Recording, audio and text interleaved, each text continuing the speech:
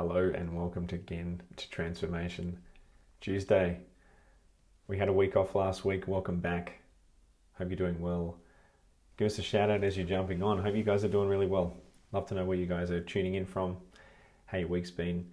And tonight we're going to be diving again very, very deep into one of my favorite topics, which is self-love.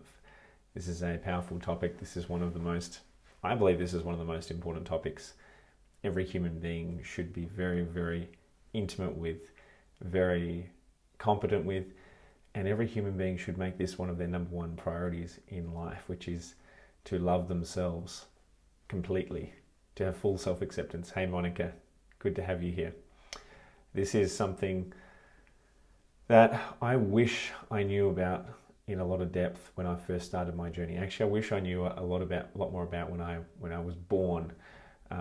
So this is a topic I'm incredibly passionate about bringing to you guys tonight and to all the clients that I work with, because this is the genesis. This topic is the most powerful pillar of experience. There's nothing more important than the topic of self-love. Everything else in your reality, all your results, your happiness, your emotions, your sense of meaning, your contribution in the world, it all starts with self-love. So this is, when I say it's the most important thing in your reality, I really do mean that. This is the genesis of everything. Hey Heidi, good to have you here. Hope you're really well. So I'm going to start by saying that this topic, as I said, is really, it's not only is it really important, but it's critical that we have an understanding of how this is playing out in our reality. And what I mean by that is, this is a topic where just kind of like gravity this is happening. This is playing out whether we're aware of it or not. So whether you're aware of how this topic is playing out, it's affecting you. And I recommend understanding how this is playing out, because as soon as you understand it, you can use it to your advantage. You can completely transform your life and your reality and everything within it. So the reason why this topic is so important is because our perception of our reality really is a projection. And for those that have been to some of my trainings before, you'll know what I mean when I talk about the concept of perception is projection.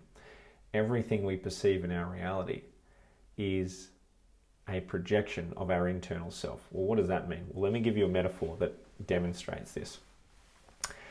Our ability to love others and to accept others and have love for life, for family, for friends, for our job, our business, everything, is determined on our ability to love ourselves. How does that work? Well, picture it like this. Imagine that you're about to walk into a dark room, a completely pitch black dark room, and you've got a flashlight. The intensity of that flashlight is going to determine the degree to which you can illuminate everything in that dark room. So think of the intensity of the flashlight as your ability to love yourself. Now, when you flash that flashlight around in the room, what do you get? You can illuminate the parts of that room. You can see it. So the ability for you to love yourself determines the intensity of that flashlight, which determines your ability to actually see things and appreciate things. So if you don't have any self-love for yourself, if you haven't accepted yourself, if you haven't, and I'll go through the 6 major pillars of self-love in a moment, but if you haven't accepted yourself completely, then it's like you're walking into that room with a tiny little laser pointer and you can't possibly appreciate everything that's in that room. So by you cultivating the highest level of self-love, it's not only turning up the brightness of your laser pointer, of your flashlight, but when you can create incredibly powerful, deep amounts of love, it's like you can flick on the light switch and you can see everything for what it truly is. So you get a grander perspective. You can appreciate truly what's in that dark room. So you illuminate what you previously couldn't see. And this is a classic phenomenon, is people want to experience love in their relationships. But if you can't love yourself, how can you possibly love someone else? If you can't have compassion for, and if you can't have a deep sense of gratitude for all parts of you, how do you expect to be able to have compassion and gratitude and acceptance of all parts of someone else? So it's almost like if we're not if we haven't cultivated a deep sense of love, then we're going to be living by double standards, because we're going to be wanting to love ourselves. But if we haven't actually loved ourselves, well, we can't possibly love anyone else. So this is a deep concept, and it drops to many, many levels of awareness as you learn more of these competencies, as you learn more of these concepts. So I want to share with you the 6 major pillars tonight of what's required to love yourself. And the benefit of learning this is that not only do you improve your general well-being and your mood, you improve your ability to enjoy your life, you improve your ability to handle challenge, you can overcome stress, you can really strive, and you can achieve so much more because you're in a higher mood, you're in a greater state of being. So when you love yourself, and and again, there's so many myths around loving self. I just first of all want to dispel the first myth, which is there's a lot of people that think that loving themselves is arrogant. Now, loving yourself is not arrogant. Arrogance is when you perceive that you are better than someone else, or more worthy than someone else. Right? Now, all human beings are equal in terms of their worthiness, in terms of their ability, their worthiness of love. Now, just because you love yourself doesn't mean you think you're necessarily better than someone else. And a good example of this is if you look at someone very, very close to you. If you look at, say, the person that you love the most in life. Now, just because you love that person doesn't mean they are better than anyone else in life. Right? So you love them because you have an affinity for them, you know them very, very well, and you have a history with them, you've got a bond with them, you've got a connection with them. So you have a very, very intense level of love for that person. Doesn't mean that that person's better or worse than anyone else in life. It just means that you have a connection with that person. Well, you want to cultivate the same phenomenon, the same feeling of affinity with yourself. Love yourself wholly and completely, knowing that it doesn't mean that you're putting yourself or elevating yourself as better or worse than anyone else. All right? We are all even in terms of our worthiness of love. We just simply have a greater level of affinity for ourselves. Why? Because we know ourselves better. So I would think it's a very fair assessment for us to have a deeper level of love for ourselves, simply because we're inside our mind. We are inside our consciousness. So it's totally reasonable and totally expected that, yeah, we're probably going to have a greater degree of affinity, and there are degrees of love for ourselves, right, to begin with. So this is I trust you guys get that this is a very, very deep topic, and obviously if I was to share everything I knew on this topic, it would probably be a 20-day course. So I'm just going to give you what I believe are some of the most important elements, and I'm going to go through the 6 pillars of the components of what is involved in loving self. I got your question there, Heidi. What do you feel when you hear someone being described as selfless? Look, when we're talking about selfless, it depends on how you define that. So I'm assuming when you say selfless, it depends on how we're defining that. For some people that are selfless in terms of generous, that are giving, that are always giving, it depends on how you see that. It could be resourceful or it could be unresourceful. If we're flipping it to the other side, which is selfish, well, it's someone who is, and again, this is another thing, is how do you define selfish? Well, selfish would be overexposure or too much attention on self at the expense of someone else. Now, again, it all comes down to how you define these terms. A key distinction in all this is the element of the ego, which if you haven't tuned into any of my previous episodes, I would definitely recommend going back and looking at episodes where I'm talking about elements of the ego, because when there is ego present, which is judgment, it's diminishment, it's fear-based expressions inside us, that's the key thing to be aware of. So Heidi, with your question, you really just take that concept and understand, is there any fear present inside of it? Is there any resistance inside that? Is there judgment? Is there diminishment? Is there some kind of ego element operating within that concept? And that will tell you all you need to know in terms of, is it resourceful or is it unresourceful? So I'm going to go through, and let me know if you have any other questions, and I can touch on that further, Heidi. But I'm going to go into the 6 dimensions of self-love. And when you access each of these 6 dimensions, it's like you light up all the lights on the Christmas tree and you can activate the whole spectrum. And it's a really powerful combination when you activate these 6 pillars. So let's dive in. So the first of these pillars, I'm going to go through these 6 pillars. I'm just going to go through them one by one, and then I'm going to dive into them in a bit more detail. So the first one is self-expression. The second one is self-acceptance. Third one is self-esteem. The fourth one is self-trust. The fifth one is self-belief. And the sixth one is self-care. All of these six form a bit of a tapestry. They are all interconnected. They get overlaid over one another. They all flow from one to the other, and you can't look at any of these in isolation without considering all of them together. So the first one here that we need to really tap into is self-expression. Why is self-expression important? Well, self-expression is you expressing your truth, you being the greatest, most authentic version of you. It is being authentic, it's being honest, it's asking for what you truly want, it's expressing your true desires. It is expressing your boundaries. It is communicating what you want, what you need. It's being radically honest, right? It's not hiding from anything. It is trusting in when we follow and when we adopt the principle of truth, we have ultimate freedom. We have ultimate empowerment.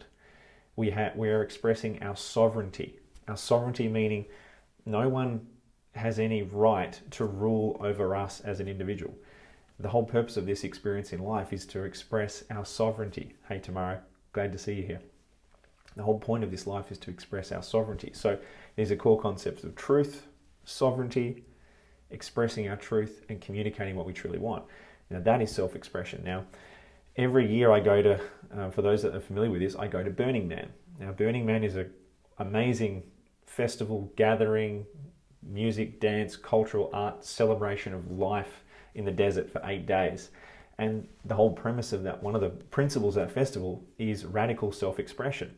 That's where you give yourself permission, and that imaginary permission in your mind to be radically self-expressed, to wear crazy costumes, to put yourself out there. You know, there's some people walking around naked. You know, there's people doing all sorts of things. So it's another one of these opportunities to embody this principle, this one of the 6 pillars, which is self-expression. When you embody that pillar of being completely self-expressed, what's the benefit of that? Well, the benefit is you teach your unconscious mind, you teach your habit, you teach your programming, you teach your conditioning, you rewire your conditioning that it's okay to be me. I can be my authentic self. I can truly communicate who and what I truly am without any shame, without any resistance, and without any fear of anyone else judging me. So self-expression is a principle which, when you practice it, you condition a habit of being authentic. Pretty powerful habit. And I recommend demonstrating this and setting this as a principle that you can live by. And this, another principle that I liken this to, which is one of the governing principles of my reality, is the principle of truth. Be the expression of your truth. And very, very quickly you will work out, when you compare your truth with other truths, how accurate is it? How reliable is it? Okay? How does it stand if you're evaluating different principles and different truths? How does it stack up? And when you express your truth, you have an opportunity to evaluate it. You can compare it, you can contrast it, you can feel into it. If you suppress your truth, well, you don't really have a very solid, solidified understanding of how that actually stacks up against other principles. So self-expression is incredibly important. The second major pillar is self-acceptance. Now, self-acceptance is your ability, as the name suggests, is to accept yourself, all parts of yourself. Now, the trick here is there are so many parts of a human being which over time we get taught, we get conditioned into believing. Unfortunately, we go through a series of traumatic experiences, negative emotions, negative belief systems. The ego starts doing its job. Hey Kaz, good to see you here. The ego starts doing its job, and it infuses belief systems around a perfect newborn child when they come into this world. And then what happens is we now start to develop elements of shame, guilt, feeling like things are broken, feeling like things are wrong with us. And then over time, we don't accept things about ourselves. We think that we're broken. We think that we're faulty. We think that something's not right with us. And so what happens is we develop this protective mechanism where we're now on guard. We're now putting up a mask to try and protect ourselves from anyone finding out that we now are not perfect. So the thing about self-acceptance is it's recognizing that self-acceptance, it's a journey to get there to the point where you have forgiveness, you have non-judgment, you have compassion, you have kindness, and ultimately get to a place of gratitude for all the parts of ourself that we get taught that are not noble, that are not right, that are not good. So what happens is, and this is a good metaphor, is imagine that when we are born, when we come into this world, we're like a perfect polished floorboard, right? It's just perfect. There's no blemishes in it. Now what happens over time is when we go through experiences, like our parents shouting at us, or maybe you're playing you're maybe 5 years old and you're running in a cross-country school carnival, and maybe you come last. Maybe you go and ask a girl on a date and she says no. So a series of these factors happen, and then all of a sudden we now think there's something wrong with us. We feel shameful, we feel guilty, we feel like I'm broken. And so what now happens is that beautiful polished floorboard starts getting scratches, it starts getting blemishes, it starts getting dirty. Now that's a metaphor of, in our mind, we now think, oh, I'm tainted. There's something wrong with me. So in our mind, now this is all just a figment of our imagination. This is all of our belief systems that are playing out. So now our perfect floorboard, now we're now imagining that we've got scratches, we've got imperfections in that. So now what we do is, because we feel like there's parts of us that are broken, right? Because we haven't accepted those parts of ourselves, we now feel like we've got to cover them up. So we feel like we've got to cover them up. Now what do? Well, the metaphor I'll give you is, now we feel like we've got to paint the floorboards. Oh, way too many scratches on it. I've just got to cover it up. Now that's what a lot of us do. So the way that this works is that if we are now covering up our blemishes, what we're now doing is we're now inauthentic. We are now hiding, right, from letting anyone know about who and what. And Carl Jung calls this the shadow, which is the parts of ourselves that we're not proud of, that we are shameful of, which are all just constructions, they're illusions of the mind. So now we're wanting to cover up the shadow with a mask, which is the paint over the top of the scratches on the floorboard. And now we're just painting over the top of it to pretend like the scratches were never there. Now in that process, what's happening? Well, we've now covered up the floorboard completely with paint to try and hide the blemishes. And now what are we left with? Well, it's completely inauthentic. If we were truly authentic, we would have the pure floorboard, but now we have paint over the top of it. We're hiding from it. We're trying to pretend like we're something that we're not. Now that mask or that paint, that mask that we wear, it's playing out for every human being. It's just a matter of, are you aware of it, and to what degree are you aware of it? Because very rarely will you find that some human being, and myself included, this is something I'm still working through, is that no human being is openly vulnerable to 100% pure, unconditional vulnerability about all of their flaws, right? There is always micro elements of shame that have been imprinted from the ego that are still present with us.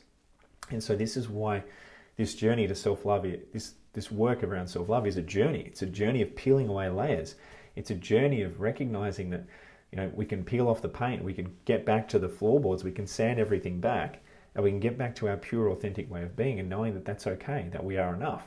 So any belief system that we've got around not choosing to accept ourselves, feeling like we are shameful, that we are dirty or nasty or broken or not good enough, well, that's just an example of our ego over time playing out, which has given us the impression that we've got scratches on the floorboard and that we need to cover them up, when it's not the case, right? We just need to apply one of the major sub-pillars of self-acceptance. There are sub-pillars under each of these 6 major categories.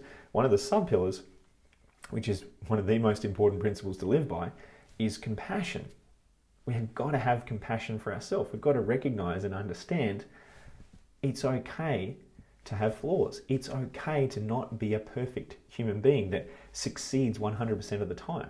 We're not expected to have infinite skill, knowledge, and experience and be completely flawless in every project that we execute. It's not possible to be perfect in every interaction in life, and that's okay. So when we have this superpower of compassion, and when you apply this to self, it overrides any of the guilt, the shame. This is the override switch. It's like nuking the judgment. When you have compassion for self, you get rid of the judgment.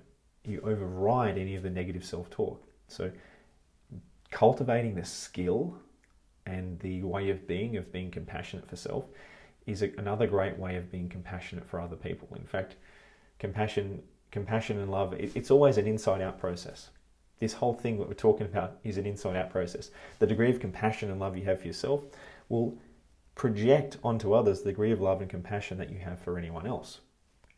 So this is a powerful override switch when you adopt the principle of compassion, which is understanding and kindness and acceptance and non-judgment. And the highest level of self-acceptance is actually gratitude, when you can have gratitude for the parts of yourself that are not perfect. I like to think that human beings are perfectly imperfect. Right? We're perfect in the sense of, well, we are who we are, so celebrate that. We are a perfect human being in terms of we're alive, and we are imperfect in the sense that, we can not expect to execute 100% of our activities in life with perfection because that's just not realistic. So to believe that we are perfectly imperfect, I think, is a very, very resourceful and a very empowering belief system. And I think it helps with this whole conversation. So the next major pillar is self-esteem. Now, self-esteem is your ability to like yourself. It's the degree of affinity that you've got for your personality. And it's not only is it having a sense of liking for and affinity and appreciation for all parts of ourselves that we resonate with, but it's also developing a sense of gratitude and appreciation for the parts of ourselves that we don't particularly like. Now this is where you can hack the game of life. When you can have gratitude for the parts of yourself, the shadow, the parts of yourself that you don't particularly like, that you're not particularly proud of, when you can have gratitude for that, that's how you can flip it on itself. That's how you can reverse the judgment. Because what you're now doing is, you're now being grateful for something that you don't particularly want to be present. Now, that cancels it out. That cancels out the judgment. That cancels out the negativity. Because try it on. If there's pick anything in your life right now, and if you think really, really hard, and if you contemplate this really like closely, you'll find that you can generate gratitude for nearly anything. For anything about yourself, for anything in your reality that you don't desire. You can generate some element of gratitude just by your perspective, by how you're choosing to see it. Right?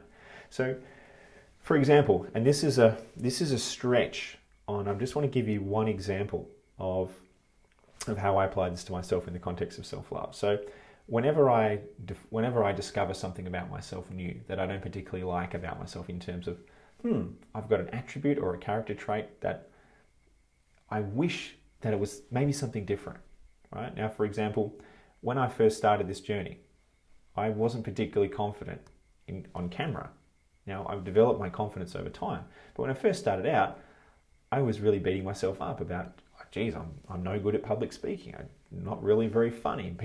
Who's going to want to watch me? Now, I realized that I had some skill to work on. I realized that I had some things I needed to improve on. Now, I can actually be grateful for, okay, you know what? I've got some gaps in my presenting skills. Great. I'm grateful that I've got gaps in my skill, knowledge, experience, my ability to communicate, because when I go on that journey, I'm going to be able to have far more compassion. I'm going to be able to be far more relatable to people that have started out on the journey where I was, that weren't necessarily natural communicators. And I'm going to learn something incredible about myself. So I flipped it and I said, okay, yeah, I can be grateful about this because of what I'm going to get from it. So it's flipping it on its head. So this is a really powerful strategy for anyone, for any of you guys that are tuning in, that are wanting to ask the question, well, how do you like those parts of yourself? How do you get to a point where you appreciate your shadow? And that's where you've got to really, sometimes this takes a lot of hard work, deep internal work to go, how can I get grateful for that? How can I celebrate that aspect of myself? When you can celebrate it, when you can get gratitude, generate gratitude for those parts of yourself that you're maybe not accepting of, well, that's how you can hack your reality. That's how you flip it. That's how you turn it around. The fourth pillar of self-love is self-trust. Now, if you remember a couple of episodes back when we did the episode on confidence, now confidence and self-trust and self-belief are a bit of a triad that come together. Self-trust, self-confidence, self-belief, they all go together. So I've included them in this model as pillar 4, and then self-belief is also pillar number 5. But self-trust is your ability to know that you can handle life. It's your ability to follow through. It's your ability to have integrity, to know that when you commit to something that you'll have a crack at it. You'll do it to the best that you possibly can. And here's the thing. We are always cultivating habits, and we need to make sure that we are cultivating habits that are generating the feeling of self-trust. So what do I mean by that? Well, if you commit to something, for example, a New Year's resolution, say if you commit to wanting to achieve something, and then if you halfway through just decide, it's all too hard. I want to do it, but I'm just not going to follow through on it, right? So to a degree, you've actually kind of let yourself down in a way because you truly want to pursue it, but you've either given up or dropped your standards, or you've just simply haven't honored or haven't had accountability or responsibility for following through on something. Well, what can happen is we now unconsciously are now training our mind, our patterns, our habits, our belief systems that we can't be trusted, right? What can happen is, we go, I've broken another promise. Okay, I've done that again. So what can happen is if unsupervised, when we break our promises or don't follow through on our word, which is essentially when our actions don't match our words, we're out of integrity, then if we don't now have compassion for self and follow that up with radical compassion, ultimate compassion, then what's going to happen is we are now going to program ourselves with a feeling of I can't trust myself. So we now need to recognize, well, any time where you're out of integrity, you've got to have forgiveness, compassion for self, and you've got to recommit to doing it better next time. Because otherwise it will create a habit and a pattern of, I can't be trusted. Yeah, here we go again. I've just set myself another New Year's resolution or another goal. I'm probably just going to bail on this one as well. So we need to start to recognize and catching ourselves out on where we are making promises that we're not keeping our promises. And this is where the sub-pillars of self-trust come in, which are things like integrity, accountability, responsibility, right? Actually following through on making sure our actions align with our words. When our actions align with words, that's a powerful combo because it teaches your unconscious mind, great, I'm integrity, I can trust myself. That is a journey as well. So I'm gonna leave it there on self-trust. As I said, there are sub-pillars to each of these. So of these 6 dimensions, there are sub-dimensions within each dimension. So it's a matrix within a matrix.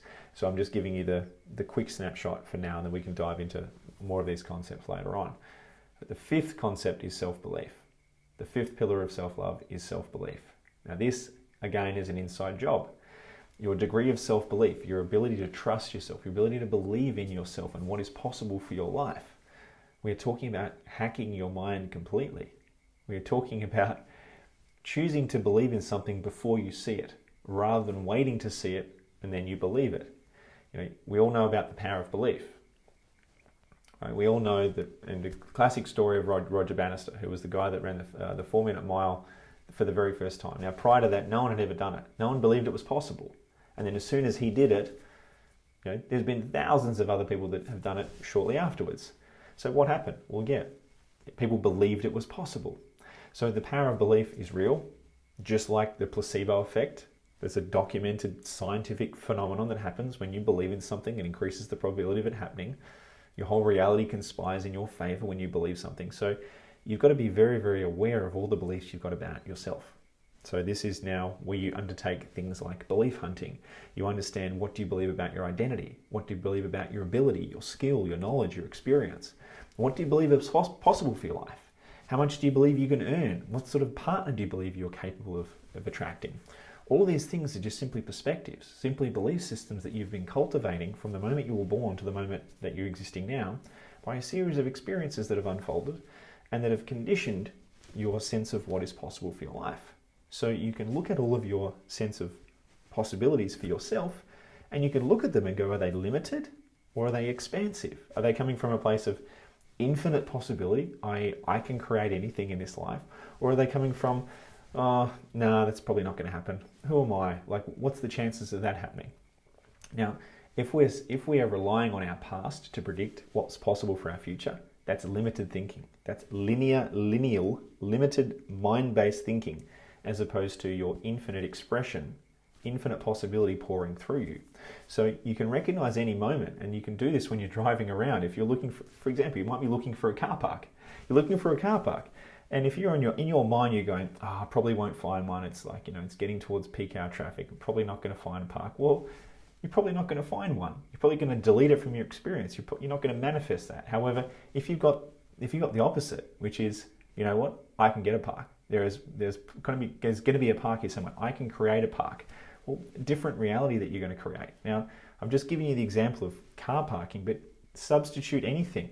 Partner of your dreams, career of your dreams, business of your dreams, the dream home that you want to live in, the amount of money you want to be earning, your physical condition. If you've tuned out and if you're now operating from a linear, limited, mind-based, historical-based belief system, which is simply your programming from the past, it's going to limit what you believe to be possible for your future.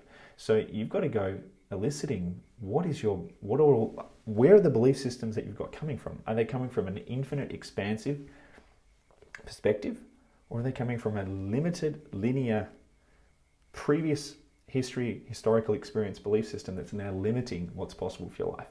Now, that in itself, when I uncovered this and when I now started practicing this, it changed the game, because I just realized so much of my reality, I was walking around with limited thinking.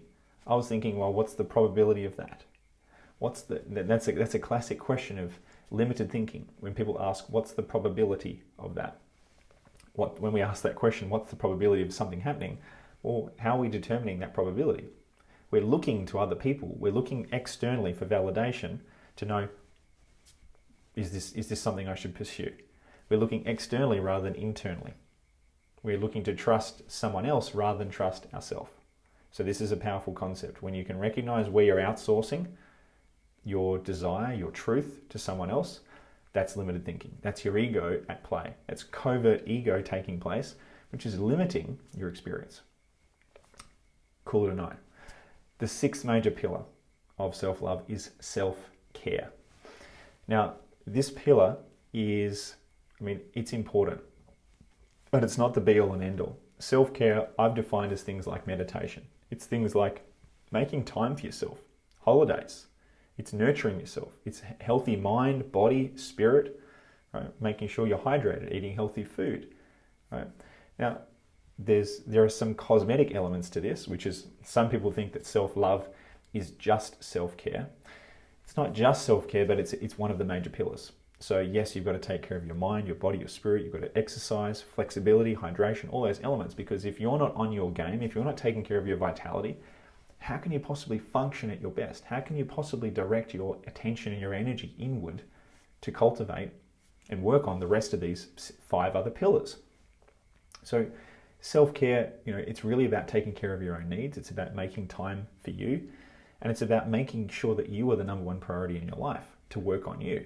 Because if you're not prioritizing yourself as number 1, then how can you possibly take care of everyone else in your life to the highest degree? You've got to be number 1.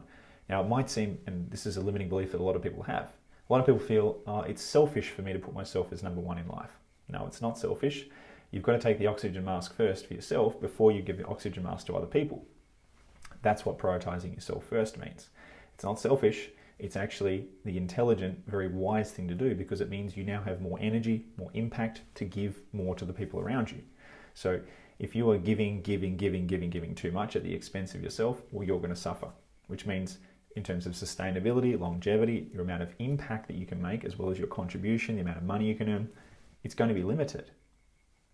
And I don't know about you guys, but for me, when I think about making a contribution, I always reflect back to the best way to help underprivileged people or people that don't have a lot of money is not to become one of them, right? And that's said with the utmost love and respect. Is if we want to help people, then it's our duty and it's our responsibility to elevate ourselves internally in terms of the amount of love, the amount of impact, our skill, knowledge and experience, so that we can become leaders and give back, so that we can make even more of an impact. So it's about doing what's responsible and sustainable, not being a martyr, not just giving for the sake of giving. We need to look at sustainability here as well. So those are my 6 major pillars of self-love. And as I've said, there are sub-pillars within each of these dimensions that we then need to master. And I'll be doing more training courses, I'll be doing more pop-up videos like this as we go through the journey to expand into more of each of these dimensions, and you'll see how they're all connected. It's like a spider web where they're all connected. And if one of them drops out, you'll notice that all of them drop out. Right? So you can't just look at one in isolation. I recommend that you focus on all of these dimensions. You have to focus on all of them concurrently. And if you drop any one of them, then you'll notice the impact in your life. You'll notice it. Something will feel not quite right. You might not necessarily know what specifically. You might just feeling maybe you're in a low mood, and maybe you won't know what it is. So now that you're aware of these 6 pillars of self-love, you can start to be aware of, okay, well, how are you meeting each one of these 6 pillars? How are you tracking in each one of these? You can actually rank yourself in each of these dimensions of self-love. You can then rank yourself in the sub-dimensions of each of these pillars. So this is a very holistic model for loving self that I'm building and developing that I'm excited to share with you guys. So one of the questions I want to leave you with, I'll give you a couple of questions that I want to leave you with as home play, as tasking that you can focus on, which is going to elicit some of the areas of pillar number 2 that maybe you are missing. So pillar number 2 was self-acceptance. So self-acceptance is your ability to be non-judgmental. It's the ability to be kind to yourself. It's the ability to have compassion for the parts of yourself that maybe you want to change, maybe you're not necessarily satisfied with. So having self-acceptance of that doesn't necessarily mean that you're going to just be complacent. Self-acceptance is not complacency. Self-acceptance is choosing to have compassion and an understanding for why things are the way they are, so that we release the judgment, we release the negative charge. Doesn't mean that we are complacent in terms of we don't want to change, we don't want to become better. It doesn't mean that. Self-acceptance is the first step in letting go of the judgment. So in order to develop an awareness of what parts of ourselves we are not accepting, you want to ask yourself this question first. What am I choosing to not accept about myself? That's the first question. What am I choosing to not accept about myself? Now that might mean your financial situation. That might mean your ability as a leader. That might mean the results in your business or your career. That might mean the way that you look. You might look in the mirror and you go, I don't accept the way that I look, right? Maybe you're carrying a couple of extra few kilos. You might go, I don't accept those extra kilos. Well, that is judgment. That is your expectation around the way that reality should be, and it's clinging on to that reality so tightly that if your ideal reality deviates from your actual reality, then it creates judgment. It creates tension. It creates negativity. And so the key there is to recognize where is non-acceptance. Where are you not accepting your reality? And specifically, what parts of yourself are you not accepting? What that then will illuminate is the judgment. It will illuminate, well, what are you now judging about yourself? Right, so that's the second question. As a result of that, how are you judging yourself? You might be looking at yourself in the mirror and saying, I'm carrying too much weight. Maybe you're not carrying enough weight. Maybe you haven't got enough muscles. Maybe you've got too much muscles, whatever it is. You're looking at yourself and judging yourself, and that's when you've got to look at how is the judgment playing out. And the judgment I describe it as like, it's like picking up a piece of shit, and it's like throwing it at something. That's what judgment is doing. It's just negative energy that doesn't serve anyone or anything. It's a diminishment. It's criticism. It's just negative energy that just gets thrown around that just doesn't do anything. So you want to swap out the judgment with acceptance, with compassion. Compassion and judgment are like, compassion is the kryptonite for judgment. So if you want to collapse the judgment, have compassion. Have compassion for that element of self. That's the starting point. Compassion, that leads to acceptance, forgiveness, tolerance, and then ultimately you get to gratitude. So there's some hierarchical levels of concepts that you can move through to go from judgment to go to acceptance. And compassion is one of those major pillars that has sub-elements within it again. So they're the questions I want to leave you with. Now, this is the thing, is you might have thought, and you might be thinking this, you might be wondering, oh, Chris, I thought you were this positive guy. I thought you were this positive thinking guy. It's all about, let's be positive. Well, the thing about the positive thinking movement is that it's great, but it only gets you so far. And what I mean by that is it only gets you so far when we hide behind the positivity and we are not radically honest and truthful about what's actually going on. So yes, we can lie to ourselves and we can pretend like everything's all good. But if underneath the surface, we have judgments, we have expectations, we have non-acceptance, we have limiting beliefs, you can be the most positive person in the world. But eventually all of that stuff is going to come to the surface. Right? It's almost like being positive without rectifying all the unconscious limiting beliefs and perspectives. It's almost like sweeping water up a hill, right? With a broom. You're sweeping water up a hill to try and keep it up there. It requires so much energy. And as soon as you stop sweeping, it's all going to come back down again. So the key to making a masterful transformational change in this area is going a level deeper. It's looking at the judgment. It's looking at the expectations you've got. It's looking at the parts of self that we haven't accepted, that we are not loving. It's not just about being positive and rah-rah and just ignoring it, right? That is ignorance. That is not actually looking at the true nature of what's going on, and we're not dealing with it, not taking responsibility for our reality. So yes, I'm generally quite a positive person. However, this is one of these situations where we've got to look into all the dark corners. We've got to look into the deep, darkest corners, the most uncomfortable elements of our reality, and we have to shine light on that, because unless we shine light on it, it will remain there dormant and it will still be affecting us, but we simply won't have awareness of it. So this is where courage is required. Vulnerability is required. You've got to be willing to have the courage to go and look at what is not necessarily comfortable. It's not about comfortable, it's about doing what is required to resolve and dissolve the challenges, the limitations, and the parts of ourselves, the shadow parts of ourselves that we're not particularly proud of, and get to a point where we have total self-acceptance of those parts of ourselves. Anyway, guys, I'm going to finish it up there. Those were the 6 major pillars of self-love. As I said, I've given you a very, very small snapshot of the overall model. This is about 2% of the overall model that I've developed, and I'm going to be sharing more of these models with you, and the sub-elements, and there's diagrams, and there's labels, and there's lists, and there's so much to this. And I don't say that to overwhelm you. I just say that this is a powerful topic, and when you get into this, you'll start to see the tapestry. You'll start to see all the connecting pieces, and the pieces of the puzzle all start to fit together, and it's powerful, and it's one of the most important things that exists in this world. As I said, I wish I knew more about this earlier. I'm starting to master it now, and when I share this with my clients, it's an absolute game changer for these guys, and their lives are transforming very, very rapidly as soon as they start adopting these models. And you might think, well, how's this going to affect me and my business? Well, when you start to love yourself, you start feeling better. You elevate your mood. You become more confident. You put yourself out there. You take more risks. You now are able to communicate more confidently. You're able to lead your team better. When you wake up in the morning, you have a skip in your step. You have a greater sense of purpose. You can now tap into a greater sense of vision. So this is the most important foundational pillar for every human being. And from this is the launching pad to then elevate and transform all other parts of life. And it makes a powerful difference. You're going to earn more money. You're going to have more energy. You have higher quality relationships.